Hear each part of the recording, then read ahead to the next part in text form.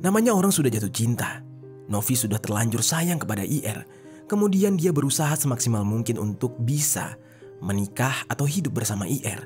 Dia tidak peduli apapun kondisinya. Dia berusaha lebih mendekati keluarganya. Sampai-sampai dia berusaha membantu finansial keluarga IR untuk bisa mencuri hati calon ibu mertuanya, yaitu Mirna. Halo Sobat Pena, apa kabar hari ini? Assalamualaikum warahmatullahi wabarakatuh. Hari ini kita akan kembali membahas kejadian-kejadian mengerikan, kisah nyata yang terjadi di muka bumi ini. Kisah kali ini menimpa seorang perempuan asal Kendari, Sulawesi. Perempuan ini adalah seorang perempuan parubaya yang harus mengalami hal sial menjadi korban eksekusi yang dilakukan oleh menantunya sendiri lantaran sang menantu ini merasa dendam kepada mertuanya itu. Dengan menyewa seorang eksekutor bayaran dan membuat skenario seolah-olah terjadi pembegalan, mertuanya itu dieksekusi secara brutal saat dia hendak menuju ke swalayan. Bagaimana cerita selengkapnya tentang kasus yang satu ini? Langsung saja kita bahas di Kata Pena.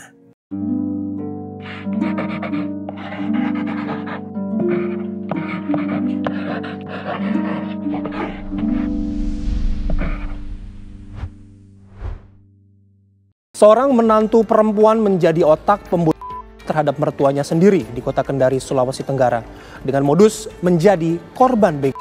Motif pelaku korban karena sakit hati, rumah tangganya sering diganggu oleh korban.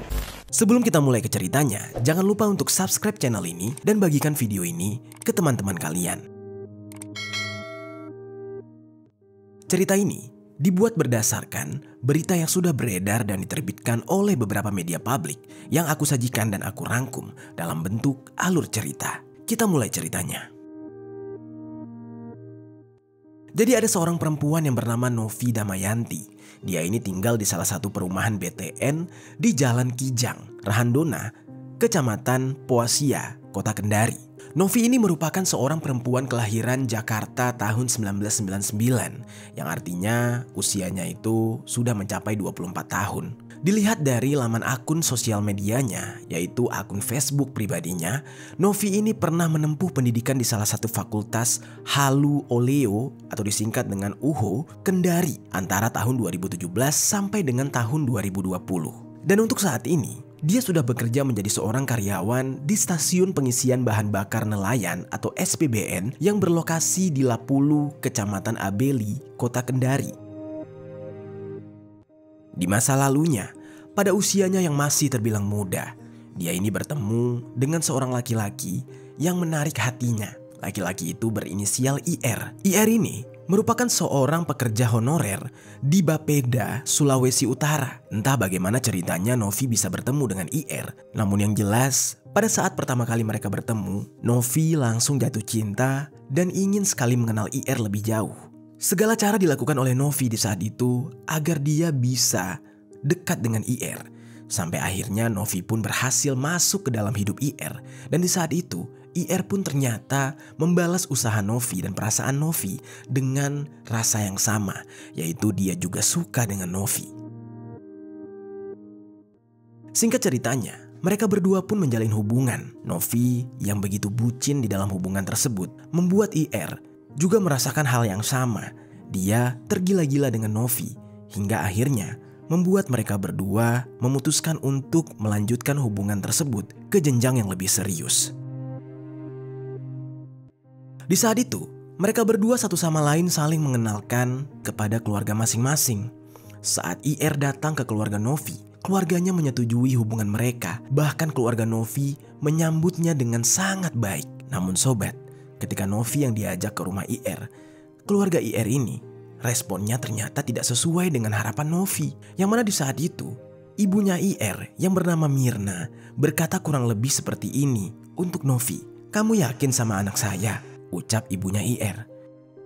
Di saat itu, Novi pun menjawab, "Iya bu, saya sangat yakin. Saya sayang sama anak ibu." "Emangnya ada apa ya bu?" tanya Novi. Lalu Mirna, ibunya IR, tiba-tiba menjawab dengan ketus, "Aduh, ada baiknya kamu pikir-pikir lagi aja ya. Kalau kamu mau sama anak saya, kamu lihat sendiri dan tahu diri dong. Keadaan ekonomi keluarga kita bagaimana? IR ini masih menanggung beban keluarga. Ekonomi keluarga kita sangat tidak stabil. Emang kamu mau menikah dengan anak saya, tapi dengan keadaan anak saya ini tidak siap secara ekonomi, yang mana harus membagi penghasilannya sama keluarga. Coba pikir-pikir dulu, ucap sang ibu yang bernama Mirna. Mendengar hal itu, tiba-tiba Novi mengerutkan dahinya sambil berkata, "Saya siap lahir batin, Bu, menerima IR dalam kondisi apapun. Nanti saat setelah menikah, kalau soal membantu keluarga, saya juga tidak akan melarang IR untuk kerja. Justru kalau bisa saya mau ikut bantu, saya bakal kerja juga, Bu," ucap Novi. Namun di saat itu, ternyata Mirna, ibunya IR, tetap bersikukuh dengan berkata, "Ya udah, kamu sebaiknya pikir-pikir lagi." Ucapan tersebut dinilai oleh Novi semacam sang ibu yang tidak menyetujui hubungan antara dia dengan IR. Namun sobat, namanya orang sudah jatuh cinta. Novi sudah terlanjur sayang kepada IR. Kemudian dia berusaha semaksimal mungkin untuk bisa menikah atau hidup bersama IR. Dia tidak peduli apapun kondisinya. Dia berusaha lebih mendekati keluarganya. Sampai-sampai dia berusaha membantu finansial keluarga IR untuk bisa mencuri hati calon ibu mertuanya, yaitu Mirna. Tidak hanya itu, saking ngebetnya, Novi ini juga sampai ingin menikahi IR dan rela menggunakan uang tabungannya untuk membelikan IR motor. Motor itu pun bukan motor biasa, yaitu motor trail. Dan dia juga membelikan handphone bermerek iPhone untuk IR. Lalu benar saja, semua hal yang dilakukan oleh Novi ini benar-benar bisa menarik hati dan membuat luluh calon mertuanya, Mirna. Yang mana akhirnya Mirna ini merestui hubungan mereka karena menganggap secara finansial Novi bisa membantu ekonomi keluarga IR. Lalu singkat cerita, mulailah mereka mengatur rencana atau tanggal pernikahan. Mereka berdua pun menikah di tahun 2022.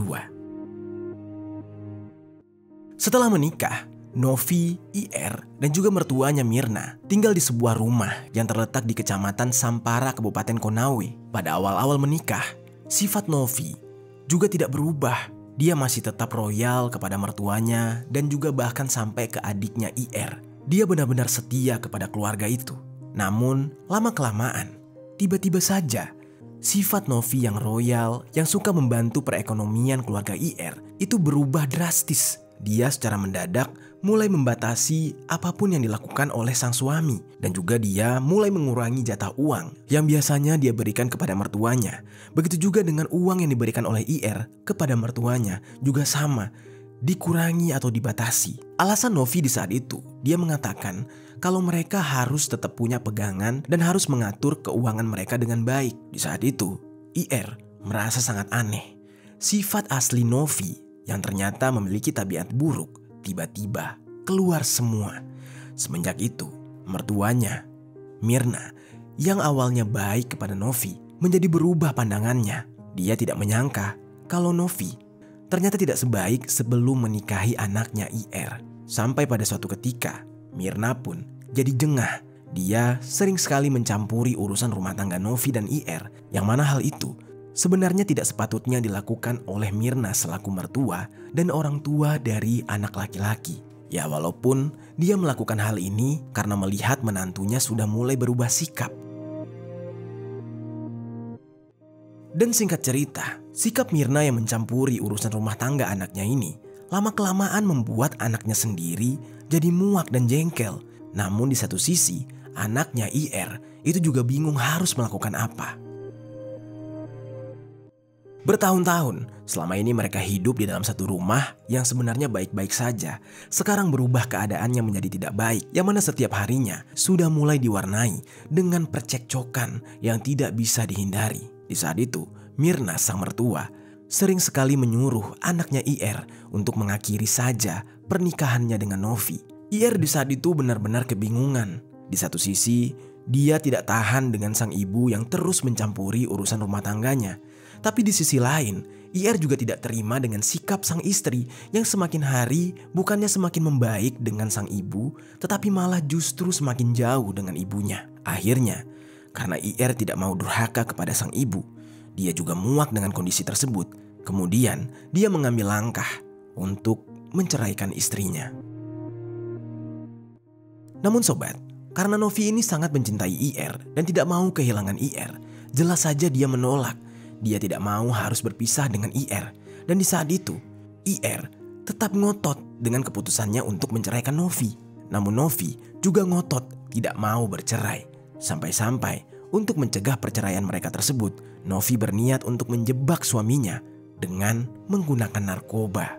Entah apa tujuannya dan entah apa yang ingin ditargetkan oleh Novi dengan cara menjebak sang suami menggunakan narkoba tersebut. Namun untungnya, usahanya untuk menjebak suaminya ini ternyata sia-sia. Lalu, di lain sisi, Novi tidak menyerah.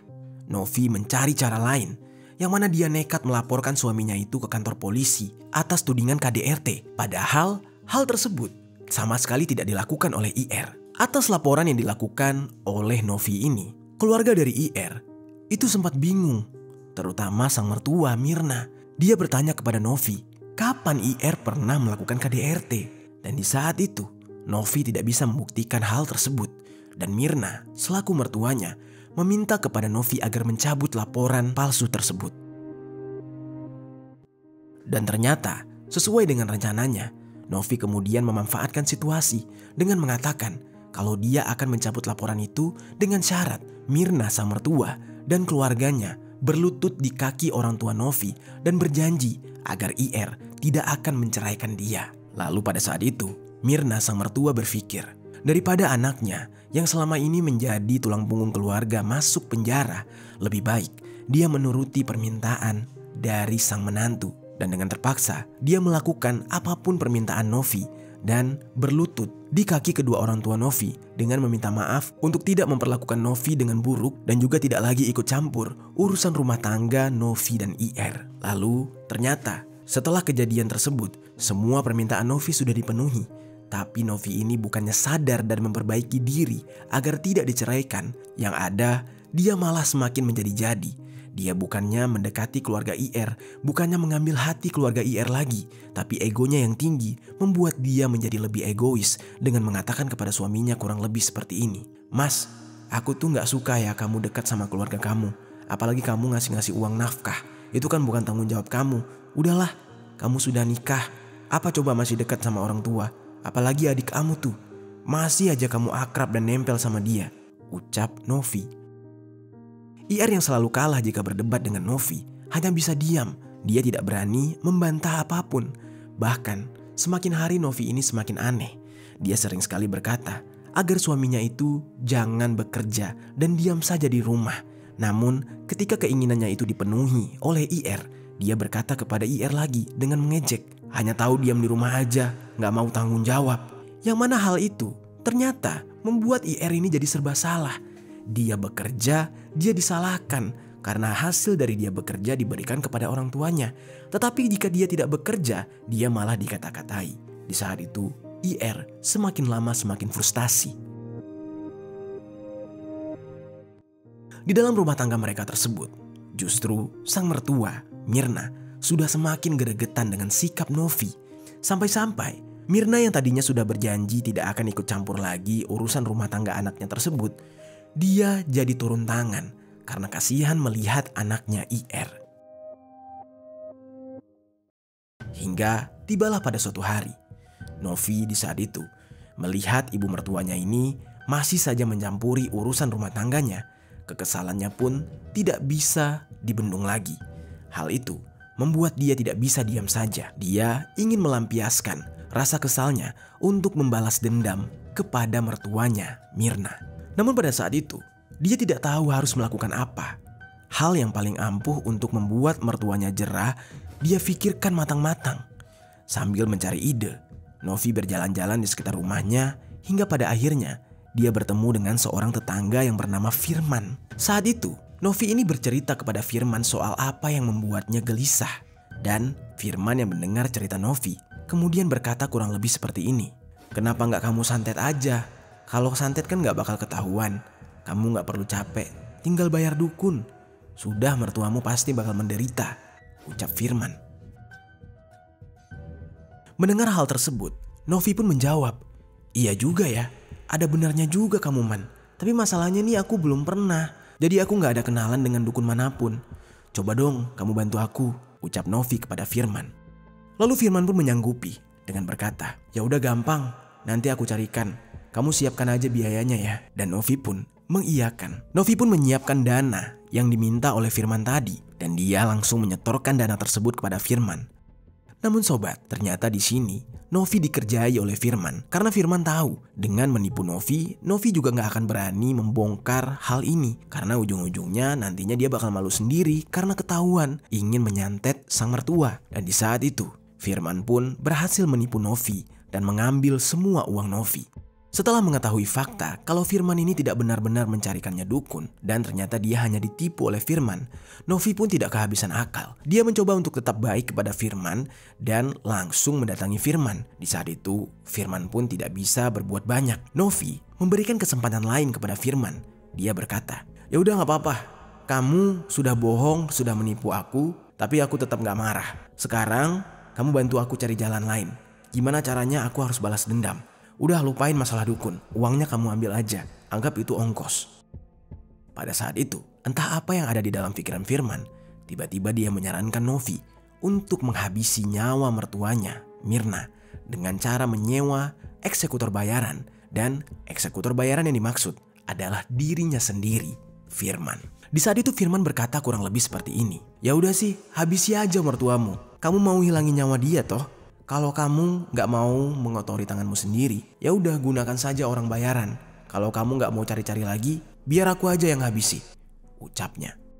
Di saat itu Novi sempat nyeletuk. Belum tentu dia bakal mati. Kalau orang yang banyak dosanya, pasti masih bisa hidup dia. Lalu Firman meyakinkan Novi, tenang aja, nanti aku siapkan senjata yang bisa ngehabisin mertuamu secara langsung. Lalu untuk meyakinkan Novi, Firman juga berkata, nanti saya bakal pakai sarung tangan supaya tidak ketahuan sidik jarinya. Di saat itu, Novi sampai berkali-kali bertanya kepada Firman, beneran aman? Jangan sampai ketahuan, jangan sampai aku yang kena, kata Novi. Dan di saat itu, berkali-kali juga Firman meyakinkan Novi kalau semua ini akan aman. Nah, dari sanalah Novi akhirnya menyetujui saran dari Firman dan kemudian mereka pun mulai bernegosiasi hingga mencapai kesepakatan bayaran di angka 75 juta rupiah yang mana Novi membayarkan uang muka di awal sebanyak 10,3 juta rupiah dulu dan nantinya dia akan membayarkan sisanya jika aksi mereka berjalan sesuai dengan rencana. Singkat cerita, tibalah pada tanggal 7 April tahun 2024. Novi mulai mengajak Firman makan bakso di rumah makan Gajah Mungkur. Di sana mereka membicarakan aksi eksekusi tersebut. Mereka mengatur ide dan juga strategi. Dan setelah mendapatkan ide yang masuk akal, kemudian sesuai dengan skenario yang sudah direncanakan, setelah makan, Novi melanjutkan perjalanannya ke Sampara untuk mengajak sang mertua yaitu Mirna berbelanja di Indogrosir, yang mana kebetulan sebelumnya Mirna ini bilang ingin sekali berbelanja keperluan dapur untuk lebaran. Pada saat itu, Novi pulang ke rumah dan terlihat seperti orang yang sangat baik. Dia berkata kepada mertuanya Mirna, kurang lebih seperti ini, "Mah, tadi kan mau pergi belanja ya? Ayo sama aku aja, naik mobil," ucapnya. Pada saat itu, Mirna sempat bingung, kok bisa tiba-tiba menantunya ini baik kepada dia. Dan kebetulan sekali, IR di saat itu juga sedang ada di rumah dan dia berniat untuk ikut. Lalu tiba-tiba Novi mengajak IR untuk berbicara berdua dan mengatakan, "Aduh mas, kamu jangan ikut ya. Aku kan mau nyenengin mama, mau ajak dia belanja banyak. Pasti bakal banyak pengeluaran. Kalau kamu ikut, pasti saudara kamu yang lain juga mau ikut. Nanti dananya gak cukup. Biar aku aja ya sama mama. Biar aku juga ada waktu banyak berdua sama mama," ucap Novi kepada IR. Mendapatkan penjelasan tersebut, IR akhirnya mengerti dan mengizinkan istrinya ini untuk pergi bersama sang ibu. Lalu mereka pun bersiap-siap. Tak lama setelah itu, Novi dan sang mertua pergi dengan menggunakan mobil yang dikendarai oleh Novi sendiri. Novi melajukan mobilnya ke arah pasar Andunohu untuk membeli keperluan dapur di sana. Lalu setelah membeli beberapa keperluan dapur, mereka pun berjalan lagi. Dan kali ini Novi mengarahkan kendaraannya ke arah Bundaran Citraland menuju ke Madusila, Kelurahan Andunohu. Saat itu Novi sempat mengajak mertuanya ini untuk ngobrol dan berkeliling-keliling. Novi berkata kalau ada temannya yang mau numpang di mobil mereka. Mirna pada awalnya tidak mencurigai. Dia tidak menanyakan siapa teman yang mau menumpang itu. Ya karena kehidupan di daerah sana memang seperti itu ya sobat. Mereka sering sekali ramah kepada sekitar dan sering sekali memberikan tumpangan kepada para tetangganya. Dan tanpa basa-basi, Mirna sang mertua mengiyakan perkataan dari menantunya tersebut. Lalu Novi pun melajukan mobilnya ke arah kompleks kantor DPRD Kota Kendari. Tidak jauh dari kantor DPRD Kota Kendari tersebut, ternyata sudah ada Firman, orang yang dimaksud oleh Novi ingin menumpang di mobil mereka. Pada saat itu, Firman pun langsung dipersilahkan masuk ke dalam mobil. Ketika Firman sudah di dalam mobil, Firman langsung bersiap untuk melancarkan aksinya. Firman duduk di bangku belakang, sementara Mirna sang mertua duduk di bangku penumpang bagian depan sebelah kiri. Dan dari arah belakang, Firman langsung membekap Mirna dan mengikatnya dengan menggunakan tali yang sudah dia persiapkan sebelumnya. Mirna di saat itu kaget. Dia tidak menyangka orang yang baru saja dijemput oleh menantunya ini melakukan hal yang membuat dia bingung. Dia sempat berteriak dan melawan, namun sayangnya tenaganya tidak cukup. Setelah itu, Firman mengeluarkan senjata tajam dan langsung menikam Mirna berulang kali hingga sampai 10 kali ke arah tubuh Mirna. Tak hanya itu, Novi yang selama ini sudah memendam rasa benci kepada Mirna langsung meluapkan rasa dendamnya kepada Mirna dengan mengambil senjata tajam yang dipegang oleh Firman dan menikam tubuh mertuanya itu hingga beberapa kali, hingga membuat seisi mobil tersebut dibasahi oleh semburan cairan merah dari luka yang menganga di tubuh Mirna. Setelah mereka puas atas aksi tersebut, disitulah mereka mulai memikirkan langkah selanjutnya mau diapakan jasad sang mertua tersebut. Mereka pun punya ide untuk mengatur skenario agar seolah-olah kejadian ini seperti kejadian pembegalan. Agar terkesan seperti pembegalan, beberapa barang berharga seperti perhiasan, ponsel, dan uang milik Mirna itu diambil, dijarah, dan diserahkan kepada Firman. Lalu tidak lama kemudian Firman diturunkan di sebuah jalan yang cukup sepi dan Novi melanjutkan perjalanannya hingga beberapa menit. Lalu setelah itu, Novi pun menghentikan kendaraannya di salah satu lokasi yang mana nantinya disitulah dia akan berakting seolah-olah dia dibegal. Setelah memberhentikan mobilnya dan bersiap-siap untuk bersikap panik, barulah dia berteriak, meminta tolong. Dia berteriak kepada orang-orang yang ada di sekitar sana dengan mengaku kalau dia menjadi korban pembegalan. Setelah beberapa warga yang mendengar teriakan Novi datang mendekati mobil Novi, mereka pun bertanya apa yang terjadi. Di saat itu Novi berkata, "Tolong saya jadi korban begal. Ibu mertua saya dihabisi sama begal. Barang-barangnya juga diambil," ucap Novi sambil menangis. Beberapa warga kemudian panik. Mereka langsung membawa Novi dan juga sang ibu ke rumah sakit dengan menggunakan kendaraan lain.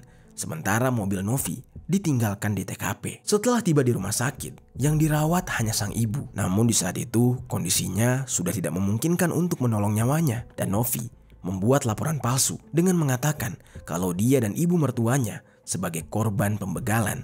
Dan di saat itu laporan diterima langsung oleh pihak Polsek Poasia. Setelah itu pihak Polsek membantu Novi untuk menghubungi keluarganya. Karena ternyata Novi juga menyerahkan handphone serta barang-barang berharga miliknya kepada Firman, yang mana hal itu dilakukan untuk melengkapi skenario seolah-olah dia dibegal. Dan agar aksinya itu tidak ketahuan, Novi berakting sejadi-jadinya. Dia histeris, dia menangis, yang mana hal itu dia lakukan agar orang-orang mengira kalau dia benar-benar trauma. Di samping itu, polisi yang mendapatkan laporan tersebut langsung menuju ke TKP dan mengamankan mobil serta beberapa barang bukti yang ada di sana. Polisi pun juga meminta keterangan dari Novi, dan dalam laporannya tersebut, Novi mengaku dibegal oleh kawanan pelaku yang berjumlah 4 orang pria yang tidak dikenal. Tragedi itu menurut versi skenario Novi terjadi saat dia dan korban Mirna selesai berbelanja dan mengendarai mobil melintas di jalan dekat kantor DPRD Kota Kendari. Kondisi jalan yang di saat itu sangat sepi, dan dari cerita skenarionya, Novi ini berdalih dipukul oleh salah satu pelaku. Sementara sang ibu mertua tewas secara tragis karena beberapa luka tikaman di sekujur tubuhnya. Novi juga bercerita sejumlah barang berharga miliknya dan juga mertuanya dibawa kabur oleh komplotan pelaku. Nah, Dari laporan Novi tersebutlah, Polresta Kendari melakukan langkah penyelidikan dengan menggelar olah tempat kejadian perkara. Sejumlah saksi turut dimintai keterangan. Namun sobat, kesaksian yang diungkapkan oleh Novi dengan fakta yang ada di lapangan sangat berbeda sekali. Yang mana pihak kepolisian kemudian merasa adanya kejanggalan dari Novi. Lalu tidak hanya itu, saat polisi menginterogasi ulang Novi, dia tampak gugup dan juga berbelit menjawab pertanyaan polisi. Dan jawabannya juga berbeda dengan jawaban dia saat pertama kali diinterogasi. Hingga pada akhirnya, polisi yang sudah mulai mencurigai Novi semakin mendalami keterlibatan Novi di dalam kasus ini. Di saat itu polisi tidak gegabah mengambil langkah. Selama 9 hari lamanya, pihak kepolisian menelusuri bukti-bukti lain, termasuk CCTV jalanan, hingga pada akhirnya ditemukanlah beberapa rekaman yang memperlihatkan mobil yang dikendarai oleh Novi sampai di TKP. Dan dari penelusuran tersebut, akhirnya polisi menemukan fakta kalau pelaku dalam kasus yang dikatakan sebagai kasus pembegalan ini adalah seorang laki-laki yang sebenarnya dijemput oleh Novi sendiri. Dengan bukti yang ada, Novi pun tidak bisa mengelak. Dia akhirnya diamankan dan dimintai keterangan. Dia pun mengaku kalau laki-laki tersebut bernama Firman. Firman pun akhirnya ikut ditangkap. Polisi menggiring mereka berdua dan menginterogasi mereka berdua di ruangan terpisah. Saat itu, keduanya tidak berani mengelak lagi. Mereka pun kooperatif dengan mengakui perbuatan kejinya. Pada saat itu Novi berkata kurang lebih seperti ini. Saya dendam sama mertua saya. Semenjak saya menikah dengan suami, sampai hari ini saya tidak pernah dianggap menantu oleh keluarganya, Pak, kata Novi. Novi juga berkata, saya katanya menghalangi suami kasih uang untuk orang tuanya. Saya kesal, makanya saya bayar Firman untuk menghabisi nyawa mertua saya ini. Dan di saat itu, ketika polisi mendengar semua pernyataan Novi, polisi pun menyampaikan semua ini kepada IR. IR yang mendengar keterangan dari sang istri menangis sejadi-jadinya, tidak menyangka kalau nyawa ibunya akan berakhir di tangan istrinya sendiri. Dia menyesali mengapa dia memilih Novi sebagai pasangan hidupnya. Setelah dilakukan otopsi, jasad dari sang ibu, Mirna, dipulangkan kembali kepada pihak keluarga untuk dimakamkan secara layak. Sementara itu, Firman akhirnya dijerat dengan pasal 340 KUHP tentang tindak pidana penghilangan nyawa berencana dengan ancaman hukuman untuk mereka berdua maksimal hukuman mati.